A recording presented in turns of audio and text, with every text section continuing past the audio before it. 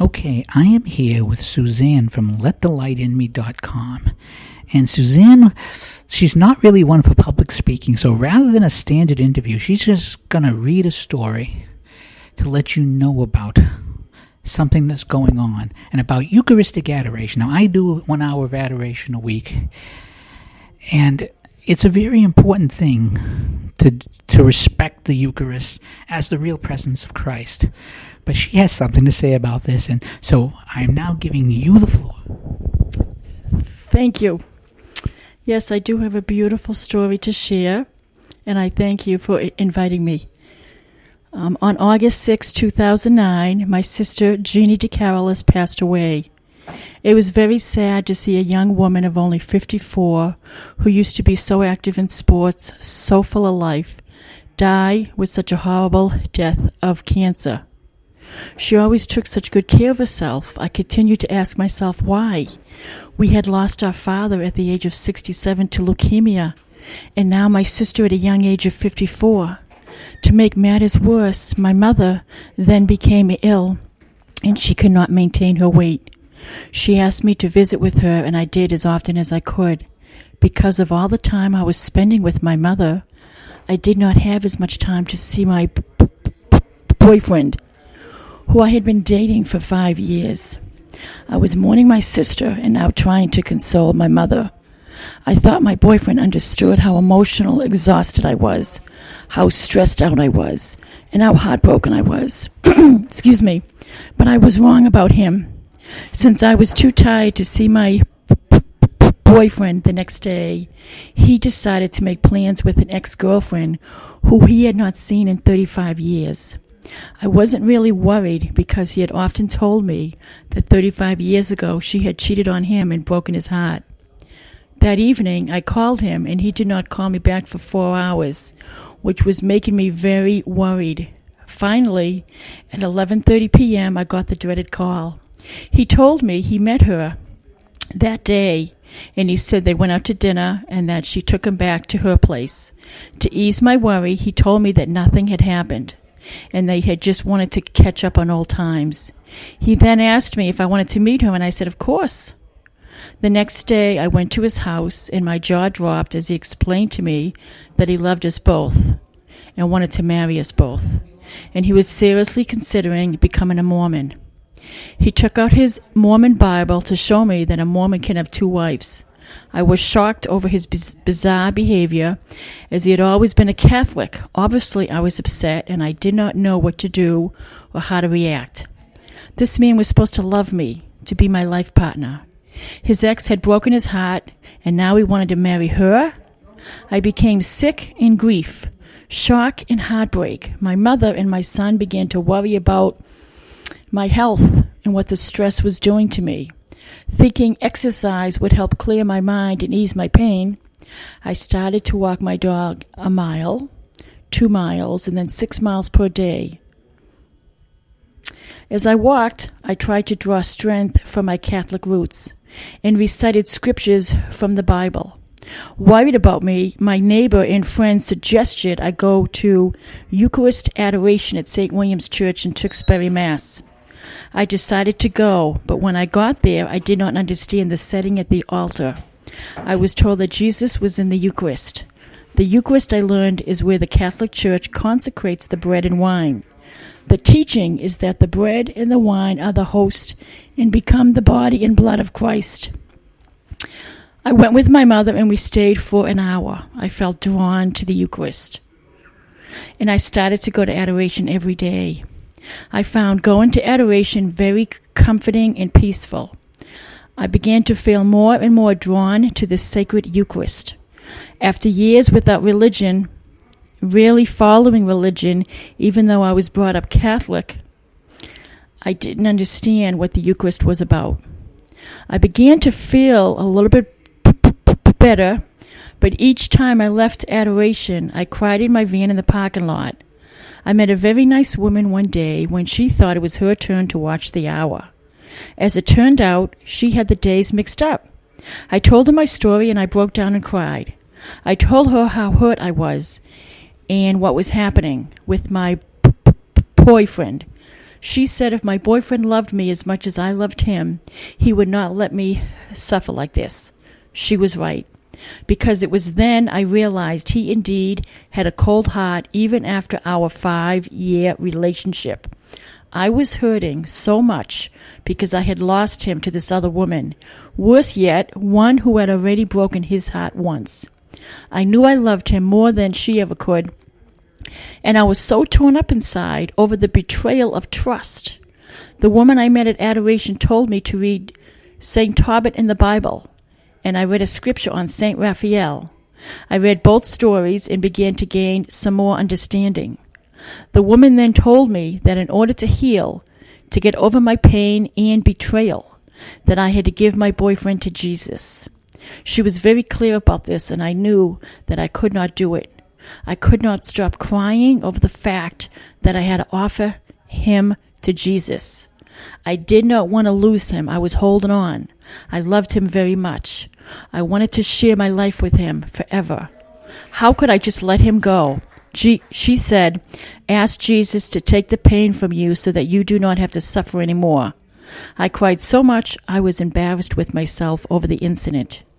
She asked me if I had rosary beads, and I let her know that I had my grandmother's and grandfather's. My grandmother gave me those beads a few weeks before she passed in 2002, and told me her husband prayed 3 times a day to the rosary. And at that time I had her rosary, but I wasn't doing the rosary. I never knew any of the prayers for the beads and put them in my dining room hutch. She had to leave, so I stayed behind in Adoration, lost and confused. It took me a good long time to come to terms with the fact that I had to let him go. He was already gone to me anyway. He had betrayed me. He wanted a life with this other woman, and there was nothing else I could do. I had lost him, and holding on to the pain was destroying me. It took everything in me. But in a moment of raw faith, I finally asked Jesus to take him from me. Right after I did this, as I left Adoration, instead of getting into my van and crying, I walked out of my van and left with a smile on my face. I did not know or understand at that point what was happening to me. I just knew I felt a lot better. A wave of relief came over me, a release of pain, if you will. It all happened so fast, and yet I felt the results immediately. I felt as if God had laid his hands upon my shoulders and told me everything will be okay. I drove home and took those beads out of my dining room hutch and went online to look for prayers for the rosary beads. I began my first prayer with those beads on the couch. The next morning, I awoke to a feeling of peace. It was very hard to put into words because the emotions were so fresh, so strong. Everything around me felt very peaceful, as it should be. I no longer felt the lump in my chest, the heartbreak, the fear, the betrayal, and the anger, the grief. It felt like an elephant that was sitting on my chest was suddenly gone. My pain was gone. My heartache. It had left my body and my mind. The best way I can think is describe is that I felt alive and so full. I felt so wonderful all over, like every little detail around me was sparkling. If you ever had the feeling of everlasting love come over you, then you know what I mean. I felt so loved and so protected.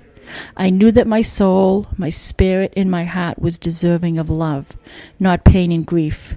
I knew I had been healed of all the negative things that had been happening to me and around me. I felt warm inside, like a warm glow of white light was flowing through me, and it was everywhere. Instead of feeling empty inside, I felt so full of light and love. It was like a huge void in my life had been lifted. I loved myself, and Jesus taught me that. I was in love with the feeling of being in love. I felt so good. I immediately answered my mom's email and told her how good I felt and that I was going to Adoration. When she received my email, she thought I was kidding with her. I then went to see her, and she could tell by my face that I had a glow. I told her I felt wonderful and how I met this woman in Adoration and how I read the story in Tobit and read the scriptures on St. Raphael and felt wonderful. This feeling of love took over my life. I was at peace. I felt the most inner beauty and peace that I've ever felt in my life. I was in love with love. I felt like a new woman, and this new woman wasn't going to sit in the van and cry anymore. This new woman had a mission to share her experience with everyone and anyone who would listen. I knew my days of pain and grieving were over. In a word, I felt blessed. I finally understood that God dwells in the midst, in the blessed sacrament of the altar. St. Maximil Kolb. The feeling lasted for about 3 weeks. I then started to feel sad, and I was told by the same woman to go back to the altar and ask Jesus to help. I did just that, and within the next morning, I had the most inner peace ever. It was Thanksgiving Day, and my brother was cooking for the family at his house, and my family could sense my inner peace and my glow. My mother and my brother thought I was a completely different person. I felt completely at peace and had the most beautiful feeling of my life. I still have this feeling, and it continues to get stronger each day. The more time I spend at adoration or just attending a scheduled Mass, the more blessed I feel. Jesus has changed my life completely. I am closer to Jesus. I pray often. I can't stop talking about the blessings I share with others. I encourage all people to pray to your rosary as well as spend time in the Blessed Sacrament at adoration. I realize now that everything in life happens for a reason. I needed to find myself, and I did through Jesus. I believe the Eucharist at adoration saved my soul. It has enriched my life and taught me to love myself. I now put God first in my life. He has changed my life, and I will not trade this feeling for anything in the world. Just an hour with Jesus, let the light in, and may Jesus give you the same inner peace and love he's given me. Thank you. Well, that was very beautiful, and it's a wonderful story. And if you don't mind, I have a question or two I'd like to ask. Now, I do adoration, as I said. I do an hour a week. Sometimes I just sit there. Sometimes I read. Sometimes I pray. And obviously, you had a transformative experience. But when a person is in adoration, is there, from your experience, is it just the presence there, the presence with Christ, that makes the difference more than the individual prayer that you're saying there? Absolutely. Absolutely. There's a deep feeling of peace when you sit in front of the Blessed Sacrament. The way you're describing it, it's almost as if, you know how they talk about if you're in front of uranium or something, there's radiation, something that comes from it, and it's almost as if you're exposing yourself to the radiation of Christ, the radiation of Christ's love, Christ's forgiveness, and all of these things. Would that be a fair description? Yes, absolutely. Now, another thing, you've also talked about how your life was not where it should be. You were unhappy. There are things you hadn't been doing that you probably should have been doing.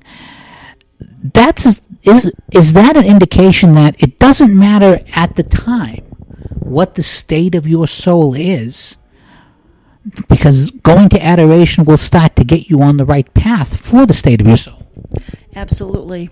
Absolutely. At that time prior, I was not involved with going to church, even though I was brought up Catholic. I missed many years of going to church, and when that happened to me, I began spending more time in adoration. I went to confession, and I went right back to Mass.